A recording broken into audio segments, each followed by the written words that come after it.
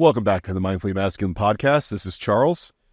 Thank you for rejoining us after our break due to some scheduling issues on my end, as well as some unpleasant weather the state of Florida received, and my recent move. I just haven't been spending the time editing the show that I need to, but we're back, and we'll be back every week.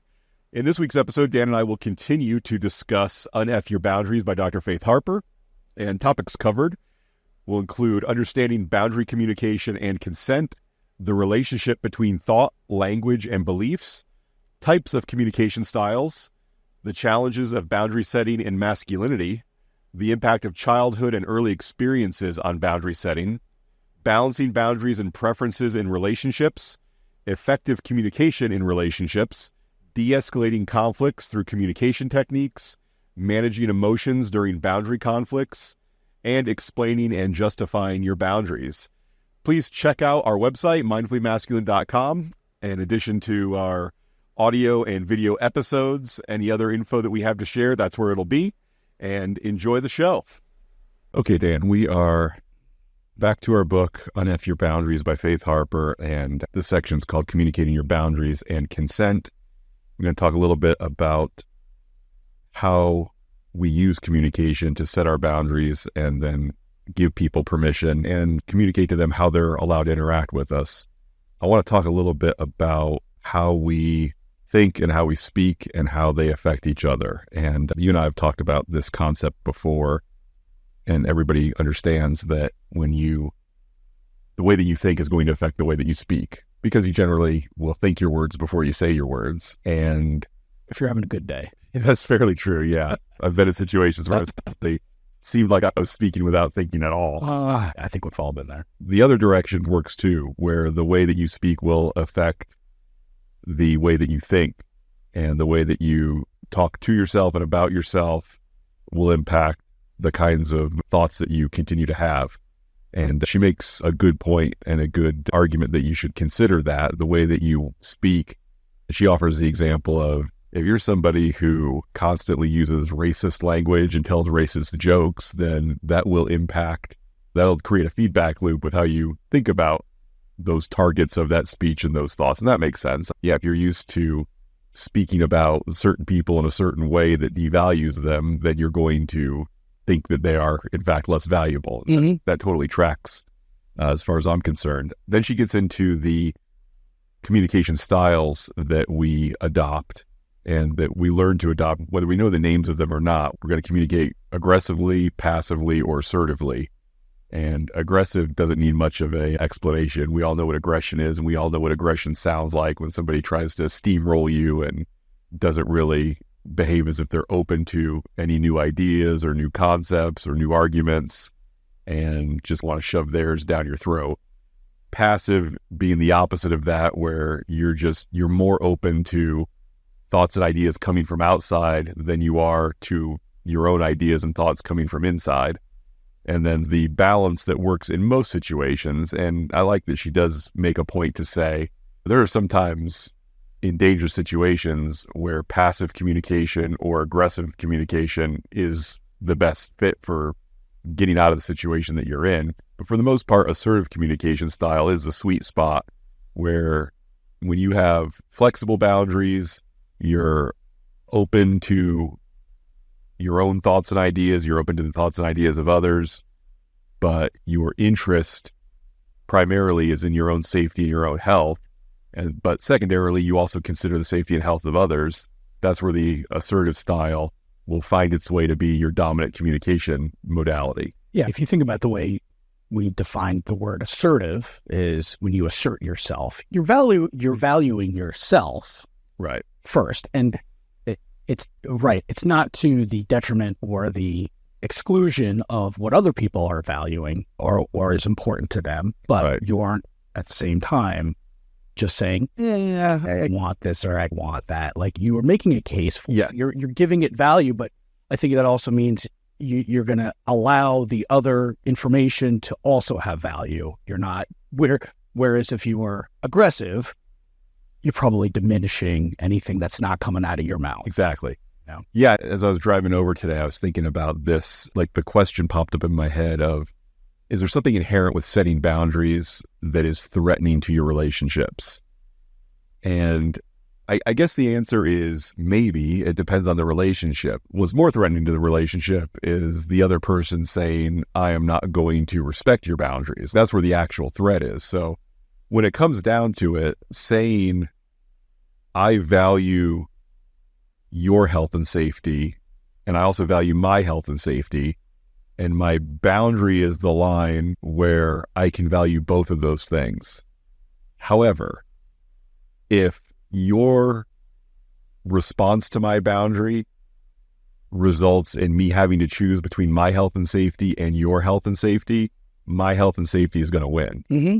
And indirectly, it could threaten the relationship, setting that boundary, but it really only becomes a threat if the other person is just not willing or able to respect the boundary. And then it's ultimately their reaction to the boundary that threatens the relationship, not your choice in setting the boundary. And I think we all have been in the situation where we let our amygdala go crazy, our primitive brain, and make assumptions about how they're going to react if we were to uphold one of our boundaries.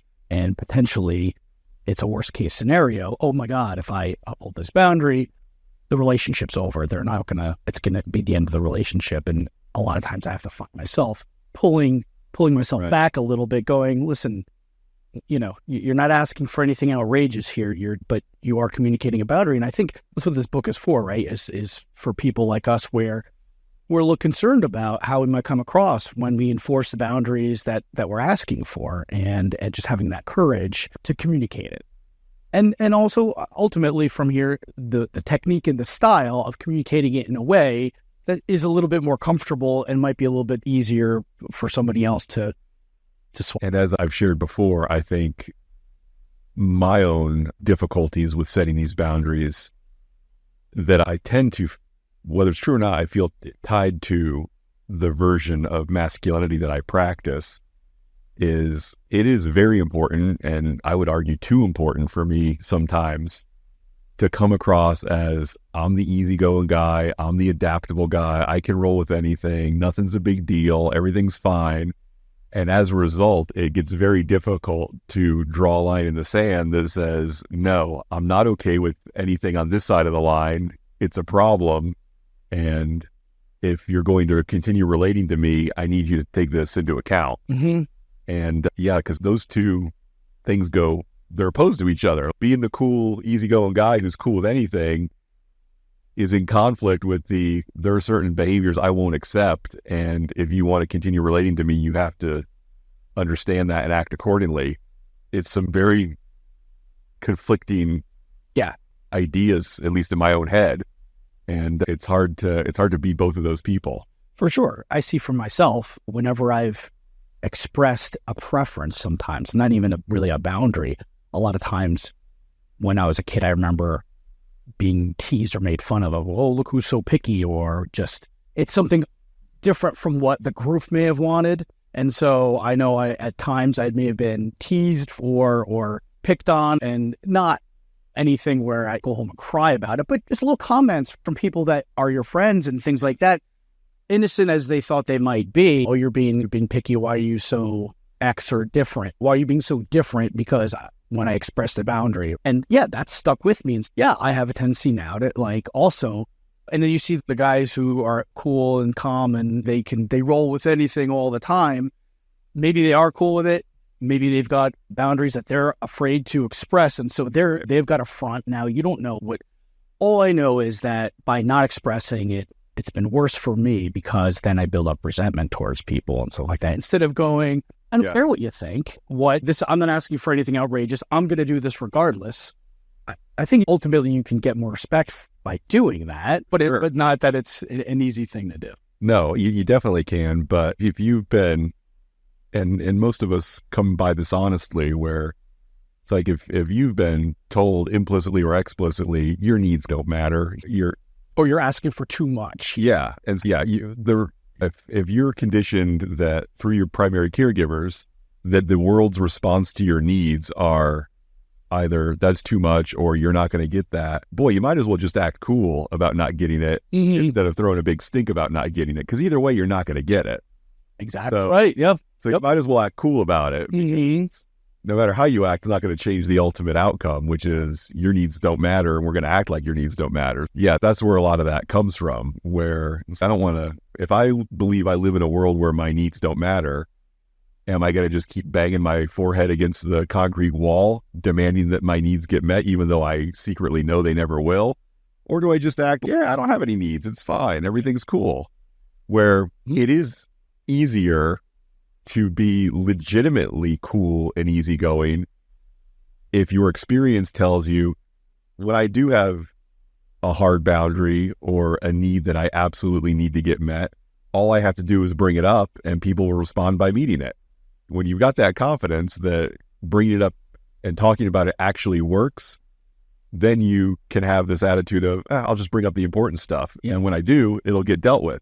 But here's the thing is, who's to say what's important and not important? But what I'm saying, though, if I'm healthy, I am. But this is where it could be dangerous. Oh, this boundary really, I know I've fallen into this where I'd be like, this isn't really a make or break boundary kind of thing. Then before you know it, you start to feel a little more and more resentful towards another person because it was more important than you talked yourself into believing. So I've gone down a rabbit hole where I've been like, this one's okay. And when it's really important, then I'll set my and I'll say something and I'll communicate it. But a lot of times I underestimate how important it actually is to me. And I am probably miss an opportunity for somebody to either step up and adapt and honor that, or run the risk of potentially losing that person as a friend or relationship and needing to find somebody else, which is a whole nother ball of wax. Yeah. Right. It's funny. It looks like a situation where a little bit of black and white thinking might actually be helpful in this way. Everything that you want, need, or desire from the people in your life,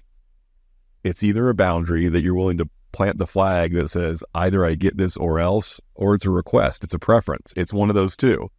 And being able to be honest with yourself and know what it takes to figure out which one it is seems like it would make a lot of these problems go away. Yeah. If you can really look at it and say, okay, this is a deal breaker for me. I absolutely 100% need this to be responded to, dealt with, whatever.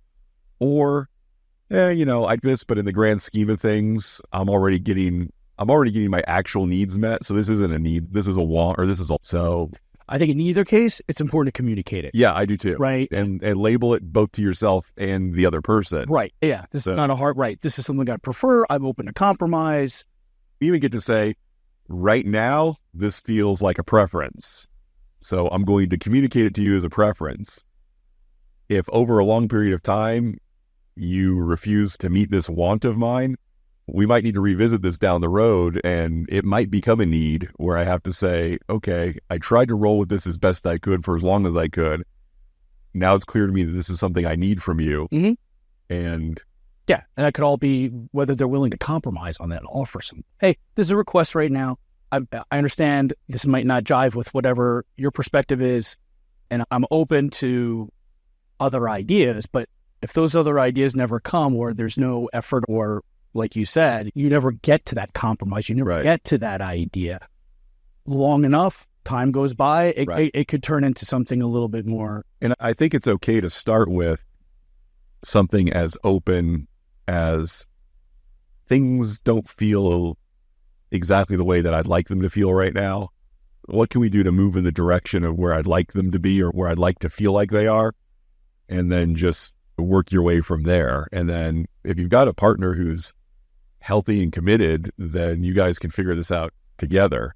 But starting with I don't feel 100% with where things are right now, or how things are going. And so I'd like to share as much as I figured out with you right now, and then let's see where we can go from here. But I mean, those not that I've ever started that conversation. Right. Yeah. But I'd like to. Oh, yeah. I have the best of intentions. And I talked to my girlfriend about this, about trying to have like regular check-ins with how things are going in the relationship, not bad stuff. Just a checker, like a neutral type of thing. Hey, what's going well? What's not going well? Type of thing. And she was a little resistant to doing a regularly scheduled thing, but she was open to doing it in the moment that I brought it up. And we both took the love languages test, helped each other understand each other a little bit more. And that was great. We talked a little bit, and that kind of opened the door to say, yeah, this is great, but you know what? I really I like it if you did this a little bit more or a little bit less. So I think I'm going to be trying to get into a practice of just check-ins so that it's not only that we talk about things when things are wrong or when things are perfect. That's a great idea. To try to facilitate this type of... Yeah, because boy, trying to do that, trying to get into any kind of troubleshooting when you're in the middle of a conflict seems to be nearly impossible. At least it has for me. Yeah. Because of defensiveness and stuff that I'm talking about myself. Yeah, it's hard to commit to those regularly scheduled check-ins. I had the thought while you were mentioning that if you could somehow ritualize it a little bit, where same time, same place, where you go to the same cafe, you go to the same park bench, whatever, and just sandwich it with some fun stuff before and after. That's a great idea. I like that. Yeah, I've talked about having those scheduled check-ins in previous relationships, and it's hard to go through it when things feel okay today. We're not having any problems today. So why do I want to risk this nice day we're currently having with bringing up a, hey, is anything bothering you discussion? Because what if the answer is yes? And what if it's something that I get defensive about? Or it's the way I look at it is, if we can do that where it's, to me, that's a little bit being more proactive than reactive. And I know for myself as well that if it gets to the point of where I'm bringing up something that's a problem, it's already an emotional hot point because I'm bringing it up, versus if we had a scheduled check-in, it may not have gotten to that point yet. And I might feel a little bit more open to sharing, hey, this is bothering me. No, I agree. Not like, this is driving me nuts. Yeah. It's more of a neutral way to get ahead of the problem. And then for me anyway, I'm a lot less likely to have emotions clouding my brain and my mouth when I'm trying to say things. Yeah, I think, and again, that's where you can, if you can get your partner to agree to it every day or every week or every other week, this time, this place, we're going to have this conversation, and neither of us is allowed to brush anything under the rug or pretend like something's okay that's not okay, then it does let some of the pressure off where it's okay, we've both committed to having this meeting and being honest. And even if you want to have an outline of how are things going with our sex life, with our financial life, with our... Oh, I like that. With whatever, all these different facets, whatever ones you come up with. Yeah. We're going to ask each other about all of these areas, whether we feel like it or not. You have like that wheel of life, right? The different areas. Yeah. Might be a good way to come up with topics to talk about. Yeah. Relationships, family, friends, work. Yeah, I think that's a good idea. And look, I've been in relationships that would have benefited from doing that, but it's hard to implement and it's hard to follow through on, because especially if there are any areas of the relationship that you're not so sure that it's going, or you lack confidence or support. I get it. It's like, are you opening up this wound or this can of worms? Yeah, exactly. Better analogy. Yeah, it's rough. So, but I think it's ultimately good if you can get yourself to do it. All right, let's talk about some more about communication. She mentions 4 levels. Number 1, what we mean to say, the idea that you're trying to express, what we actually say. Are you comfortable, and are you willing, and are you able to actually turn the things that you're feeling and thinking into words, where sometimes that's not easy? And are you doing it accurately between what you're thinking and the words you're choosing? Yes. We'll have slightly different definitions of what some words mean and different feelings attached to them. So and being able to communicate that in a way of, and not, there's also, or can be, an instinct to try to back off of the harsh or potentially harsh things that you're feeling or thinking, and try to water it down so much that it's no longer able to express the actual idea in your head, because you're so concerned about the blowback, the reaction, whatever, that in your efforts to be, you're probably from a place of kindness and compassion, you want to try to deliver this in a way that's not going to hurt somebody, but you're so afraid of coming across the wrong way that you water it down to the point where you're no longer actually saying anything. And I've certainly done that. what the other person hears. Just because you said it doesn't mean that they heard it without any filter. So that's the other thing. Even when you go to as much effort as you can to say it directly yet kindly, look, there could be something in their history where someone else used the same word that you used and it set them off because it turned into a big fight for them. And even if this is baggage that does not have your name on the luggage tag, it's still baggage. Yeah. And you don't know what they might filter it in. And the other level beyond that is what the other person thinks you mean. She offers the example, even if you said anything for dinner is fine, and you actually meant anything for dinner is fine, your partner may think that, okay, they're saying that, but they have some hidden agenda where they really want me to pick their favorite restaurant because we've eaten at my favorite restaurant 3 weeks in a row. And now if I don't pick, and I'd love to eat there for the 4th week in a row, but if I don't pick their favorite restaurant, they're going to think that I'm a dick. So there could be some whole thing like that going on in the background that you have no idea about. And when you're making an effort to be accommodating, sometimes it can be helpful to say, listen, I'm going to tell you the places I like to eat. It's a long list. Any of them would be absolutely fine. And I legitimately mean it. You can pick anything. And I'll be just excited about option A, option B, or option C. But look at how many words that took. Exactly. Instead of just anything's fine. And that's why I think we run into problems, is because we're looking for shortcuts all the time. We want to save energy. We want it, and literally, it's such a minor thing, but the more words, the more times we have to move our mouth in that certain area, that takes thinking, that takes energy. Our brain uses a lot of energy, and we are wired to save energy. So we are going to tend to take the easier route, unless there's a strong enough reason why to put that energy and that time into communicating and maybe over communicating, at least in our mind. We might feel like we're over communicating, but I think if you do it the right way, it's going to provide a little bit more clarity and less problems. Yeah. And the other thing is try to be open to noticing reactions, noticing nonverbal cues. And if you say something that you perceive to be quote unquote fine, direct, kind, and somebody has a reaction to it, be willing to say, okay, listen, I tried to express something just now in a way that was completely direct and completely kind, and your reaction is telling me you took it as neither of those things. So what's going on? Yeah, you need to really practice your active listening. So you're looking at their facial expressions, their body language, and then the other piece of that is clarifying, saying, hey, it sounds like you're saying this. Is that accurate? Yeah. Being able to repeat or sum up the other person's position in a way that they will give you full sign off on. They will say, yes, you got it exactly right. That's exactly what I'm thinking.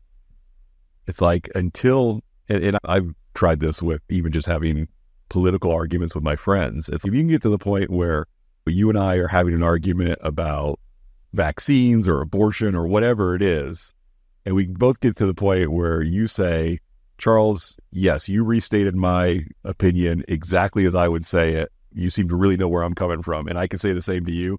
Now there's at least a chance we can have a fruitful argument, debate, discussion about the topic at hand, because at no point am I strawmanning or recasting your argument in a way that's easier for me to score points and win the victory. And I think not only does it make sense logically to do that so that we both understand each other, but I think it also shows a sign of respect for the other person and empathy. Sure. And I think as soon as you make another person feel like they're understood, and thank you, Stephen Covey, you will, I think that goes a long way in terms of keeping the emotion that when it comes to sensitive topics. But also, I think it brings people a little closer together going, oh, he or she does care. Exactly. Yeah. Oh, this is a person who cares about what I'm experiencing, what I'm thinking about, whatever. She gives a couple examples here. I don't want to get too bogged down in them. And I also disagree with the way that she handles some of these. And let's focus on that, because like I said, I don't want to get bogged down. But the first example, how about sushi for dinner? One way to respond to that is no. And I think we would agree that's probably not the best way to respond. The second way is, I'm really in the mood for a hamburger. I'd like to go there if you're interested, or we could grab takeout from both places, and then we can both get exactly what we're feeling for. I don't like that one either, because I said, how about sushi for dinner? And in your effort to be understanding and empathetic and kind, you didn't actually address what I said. And I'm not a fan of that at all. If I say, how about sushi for dinner? I want you to say, not feeling it. Or maybe we go to a place that has sushi and something else, but going straight to, I'm really in the mood for a burger, I just don't like it. It rubs me the wrong way. And me too. And I think for me, it's the fact that because you didn't even acknowledge something that I said, did you understand what I said? Did you take the time to process the words that are coming out of my mouth, right? Yes. Did it even register with you, right? And did you even consider it? Or even... And if you don't know... Yeah, why is Dr. Faith Harper using these two examples of no or I'm really in the mood for a burger, where to you and me it seems so clear that there's a better answer of, no thanks, I'm not feeling sushi, how about a burger? That seems so much immeasurably better to me. I mean, and I'm not the doctor. Get on the podcast and dig into that, because that's okay. yeah. Like I hate. You know how much I hate guests. I know. But yeah, so then she offers another example that's even more extreme about a sexual encounter. Person one says, "How about I gag you and tie you up and we have sex tonight?" The options are absolutely not, or what I would really like to explore is prostate stimulation. And my reaction's the same. But what about the thing I asked for? Why don't you respond to the thing I asked for? Yeah, I think it's a basic level of respect, right? It's just acknowledgement to me. But it seems like she's trying to teach some sort of a conflict resolution method that starts with, don't respond to the thing that the person actually asked you. Yeah. Do this other thing instead. And I don't understand where that comes from. I feel like there's a little missing link there. So let me look at the second option opens up a completely different conversation and negotiation options, but not all what we want communications are sushi and hamburgers. And then she goes on to the second one that, obviously more vulnerability, harder to articulate. I get that, but I just don't understand why it can't. Yeah. Why the redirection, which I'm completely fine with, why it can't start with a, maybe that I heard what you said and I have a conflicting opinion or desire. Here's an idea. Maybe the avatar, the person that she's thinking of who would be responding, isn't at that level yet. And it's the bare minimum of an acceptable answer at this point. And it's not somebody who is in the ideal situation and responding in an ideal way. So maybe they have their own shit to work on. And this is like a bare minimum response that's acceptable. Yeah. I don't know. I get that. It feels, you can't tell. From the position of both consideration and clarity and directness. If I suggest something that you don't want, start with, I don't want that, but, or that doesn't sound great. However, but for some reason it just sticks in my craw. You got to start with, pretend like I said something to you and you heard it and you have an opinion on it.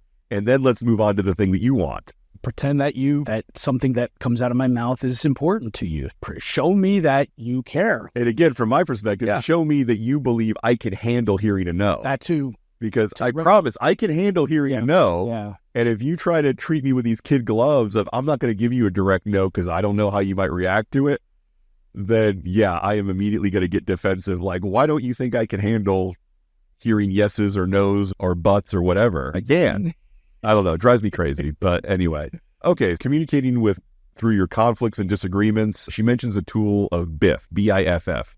Your responses to de-escalate can be brief, informative, friendly, and firm.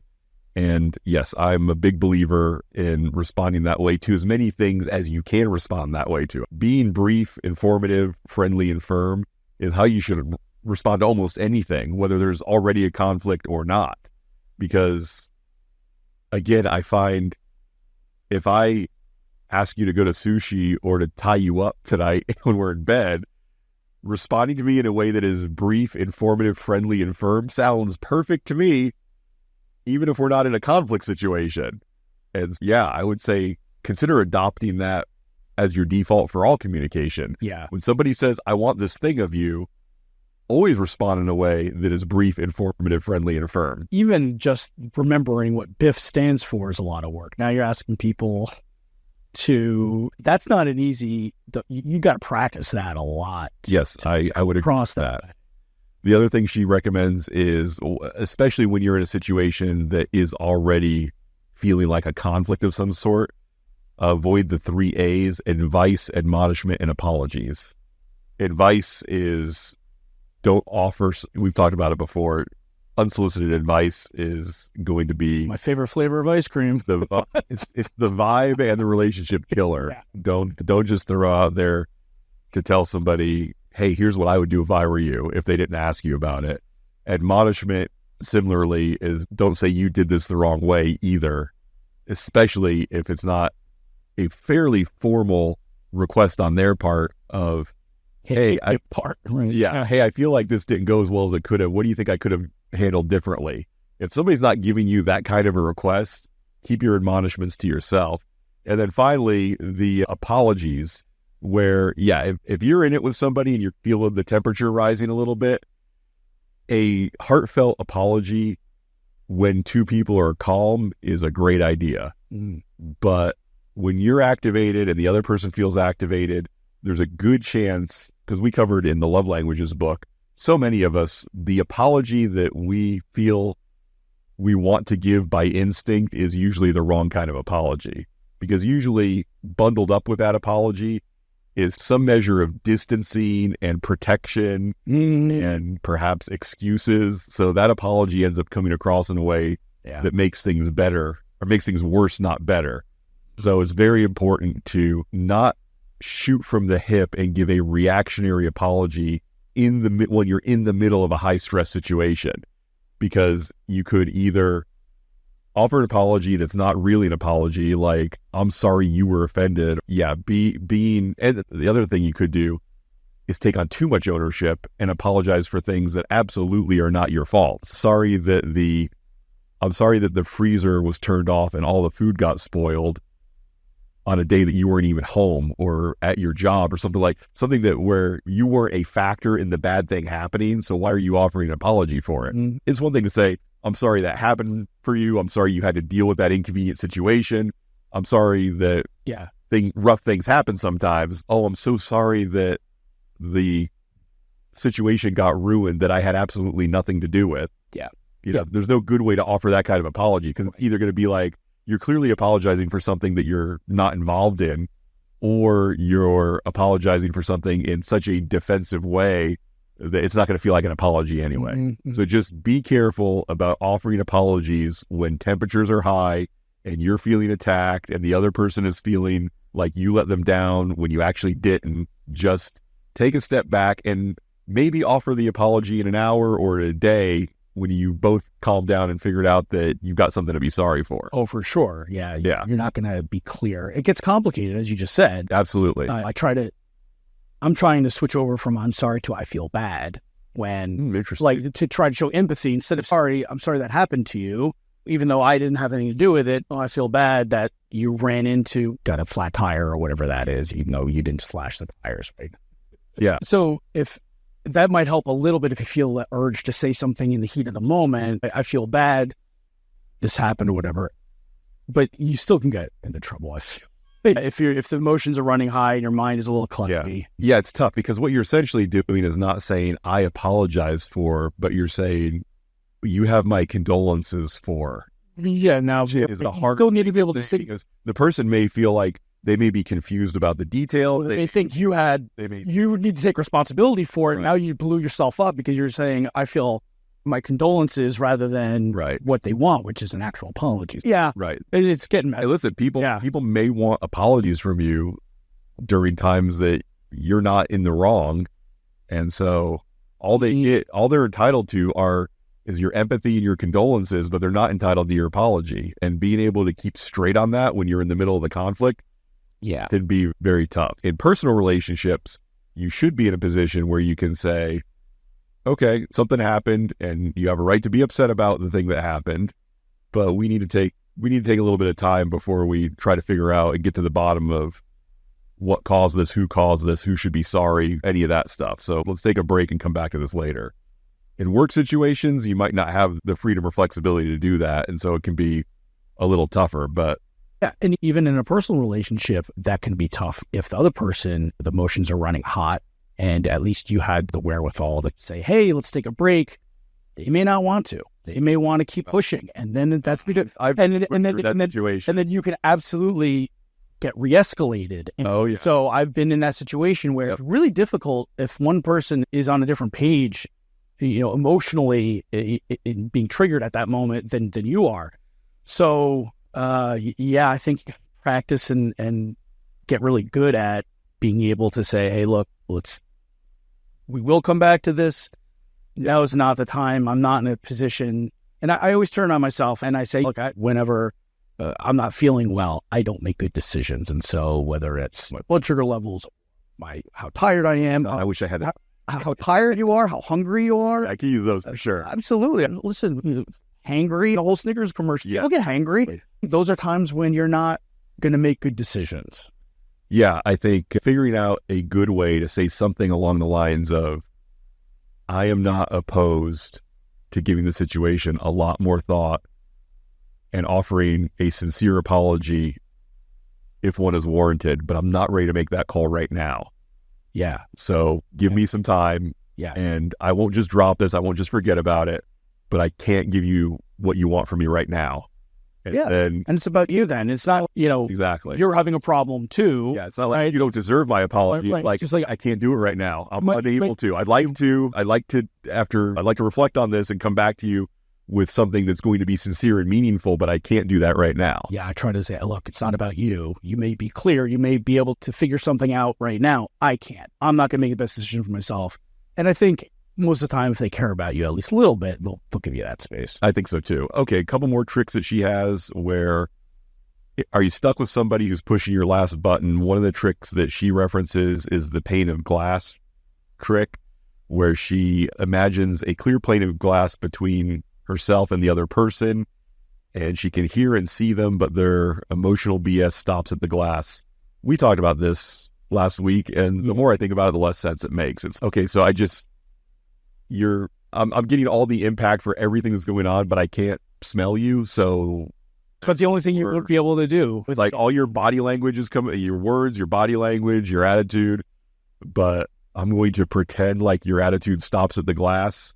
Yeah. I'm not that good at make-believe, so this would not be of any value to me. That would basically, here's my thought is, what she just described would completely eliminate any type of therapy that's done over Zoom or remote call. Because right?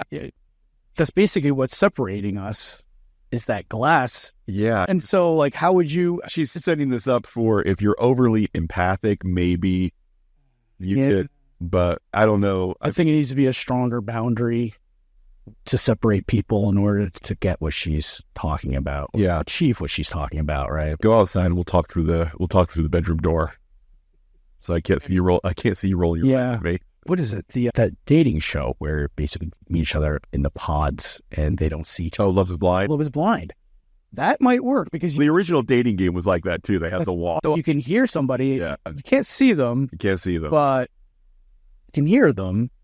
Yeah. I don't know. Maybe this works for some people. It would not work for me. I like the other method better, the gray rock method, where basically you just turn yourself into the phrase that Adam Carolla used to use was, and I think he got it from his friend Mark Geragos, who's a lawyer, an empty bag. Basically, nobody's looking to sue you if just by looking at you, they can tell you have no money. If somebody's looking to activate you emotionally and get into some chaos with you, if your reaction to it is completely unfulfilling, she gives her the reference of, I think it was her uncle that was commenting, or her grandparent commenting on her weight and saying, you ain't got no wrists. I assume she had plump hands and a plump arm and they just went into each other. Yeah.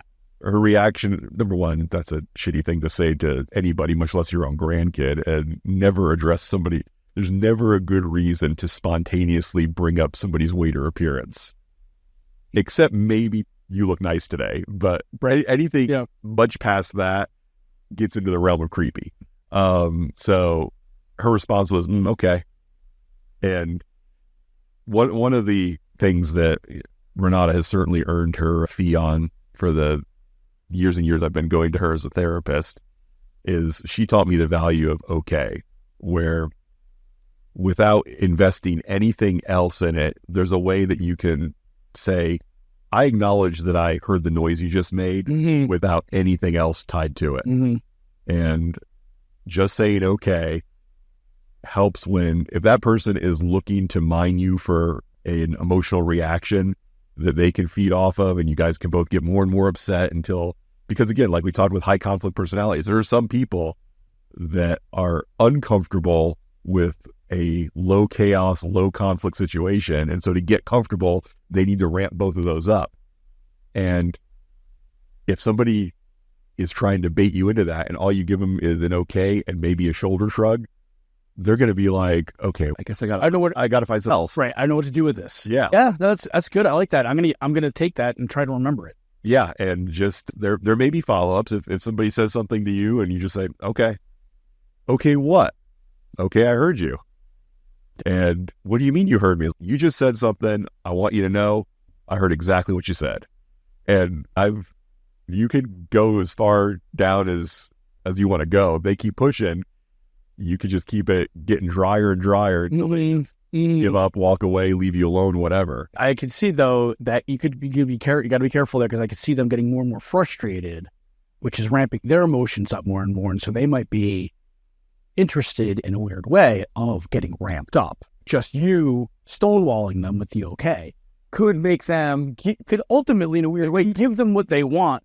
But for me, in the back of my mind, but they're creating it all internal. That's the thing. You're not really partnering with them to create this disaster together. Yeah. My next step is thinking I'm going to physically move myself out of the room. Yeah. You can, if I see them getting ramped up like that.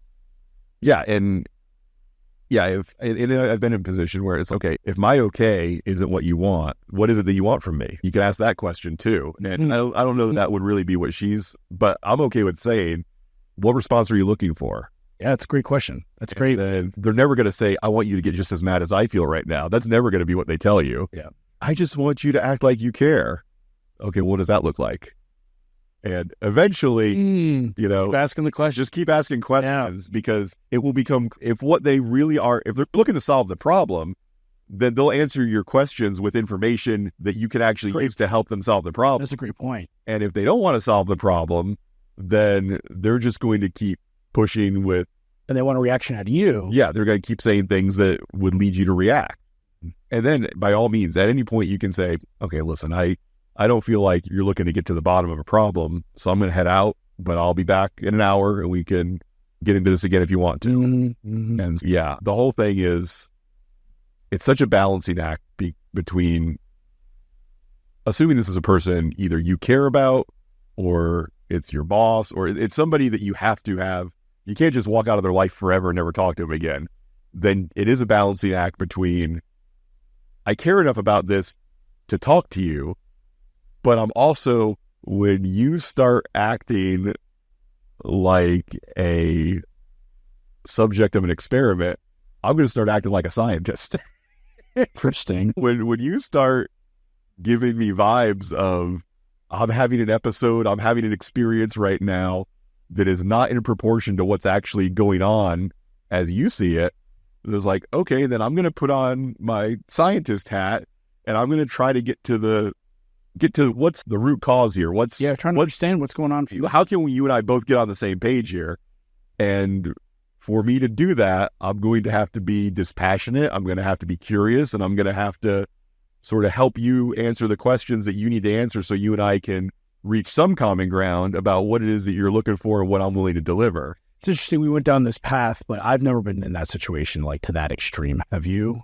I like talking about it because now I feel prepared just in case it were to ever happen. Oh, I've been on both sides of it. Oh, really? Oh, yeah. I've been the person that was riled up and didn't want to work toward a solution because I was having an emotional experience. Okay. And I've been the person who's, and it was basically like not giving you any information. They were fairly stoic and they were trying to figure out what was going on with me, but I can't tell you what's going on with me because I don't exactly know, but I know I'm freaking out right now. Yeah, I've been on both, and I've been on the other side where it's like, okay, something that feels like nothing to me has just happened and you're having a freaking meltdown over it. So I got to detach a little bit and try to help get to the bottom of what's bothering you so much so that I can figure out, is it something I can help with or something I need to walk away from? Okay. So yeah, I've been on both sides. All right. Yeah, I prefer being on the dispassionate scientist side, of course, because being on the other side, and it gives me a little bit of empathy for people when they are on the other side, because yeah, I know what it's like to feel like I understand exactly what's going on here. This is something that you should be upset about too, and I'm the only one upset, and you're not upset, and you just by acting normal, you're making me feel more abnormal. It's freaking me out. It's a very cycle. Yeah. It's a very frustrating position to be in, and I've definitely been on both sides. And being on the irrational, emotional side is not a place that I'm comfortable being, and I'm trying to learn ways to not get there. And by jumping into by getting better at working from the other side, I think is a good way to avoid getting stuck in that other place, because that place is no fun for anybody. Yeah, I see it. Now that you talk about it and describe it that way, I can see, yeah, I've been definitely on the emotional, rational side at times, but the other person wasn't trying to figure out. They were just trying to detach without the curiosity? Or not even detached. They were just having their own emotional. Okay, gotcha. And it just escalated into an unproductive argument. Yeah, I like the gray rock method if you could pull it off, but I think there's also a way that you can do that and still be in there with them. And again, that's just by asking questions and trying to, but look, if somebody gets too far in their emotional and in their confrontational and in their reactive, that you feel like, okay, there's no calming them. They don't want to be calmed down right now. I've used every tool that I have to calm somebody down. I've used BIF. I've avoided the 3 A's. I threw out as many OKs as I could. I asked them what they were looking for, what they were feeling. And despite all that, they still just want to get ramped up. Then it's time to go for a walk or take a break or clock out or do whatever you can do to get out of that situation and give them some time. Because like we've talked about, being angry is something that takes work. You have to keep recommitting to being angry every, 7 seconds or 10 seconds or whatever. There's some period of time where it's like, you've got to refresh those angry thoughts. Otherwise, the anger will start to dissipate. And so certainly a 20-minute, 1 hour walk around the block is usually enough time to bring it down a notch or two. And so you may be in a position where that's what you have to do. That's all you got left. I want to talk real quick about justifying your boundaries. And she went into this in a way that I feel like she went a little bit deep, and she also went a little too heavy in the Shenpa. And was it Shenpa and some other word, some Tibetan word, but Shenlock and Shenpa. But here's what I'll say. You don't have to justify your boundaries to anybody, pretty much ever. But you do run the risk of paying the price of ending the relationship. If you're not willing to explain why you're setting a boundary and you're willing to end or write off the relationship, then have at it. That's fine. But if you're setting a boundary with someone that you care about them being in your life, they may need some, not necessarily justification, but explanation of, hey, here's where I'm coming from. Here's why this is so important to me. Here's why this matters. And in a good relationship, offering that explanation will make them more likely, not less likely, to respect your boundary. Yeah. It's also bringing them closer to you because you are revealing a vulnerable. Yeah, exactly. I'm going to tell you the story of how I got to the point where this thing matters so much to me. And if you're willing to tell the story of how you got to that point, then either they're going to respect that and want to know more and want to help understand where you're coming from, or they're going to be like, this makes me uncomfortable. I don't know that I want this anymore. And either way, you benefit because you're practicing getting comfortable expressing that. So even if that is not the person that you're going to end up with in terms of a relationship, it might make it easier the next time. Yeah, for sure.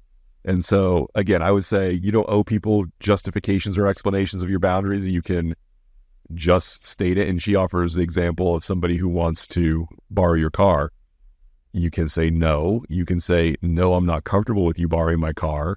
You can say, I see that you are upset by my answer, and I respect that, but I'm not going to lend you my car. Or my favorite that she offers, which applies to every situation, hear them out and then say, be that as it may, my answer is still no. And I really like that. again, if somebody cares about you and somebody wants a deeper, more meaningful connection with you, then when something is bothering you or uncomfortable enough that you need to state your request or your boundary, their response is going to be curiosity. Tell me more about how not having this need met in the past has affected you. Tell me more about how you'd like to see me deliver on this. They should have that kind of a reaction. And if they don't, what you just said was to be it as it may, that shows that you care about them, that you understood what they said. You took the time, which kind of what we just talked about before, right? Is you took the time to consider what they said, maybe restate what they said. So you said that you really need my car to be able to make it to work. Be that as it may, I answer is no type of thing, right? You're reiterating, you're restating. So I think that will go a long way to moving the conversation forward. Right? And it could go in a lot of different directions. I understand you need a way to get to work. I'm not going to lend you my car. I got all this Uber credit, though, so you can have some of those, at least for today. That's above and beyond right there. Yeah, there may be something you're giving that is a solution, another option. Maybe something within your power that you feel completely comfortable with. You could have a very legitimate reason for not wanting to lend them your car, but it might not be any skin off your nose at all to let them have some of your points or whatever, and let them use that to at least buy them another 24 hours to figure out another solution to the problem. You're not even obligated to do that. All you're obligated to, as a matter of basic courtesy, is if someone asks you a question, give them a yes or a no. Right.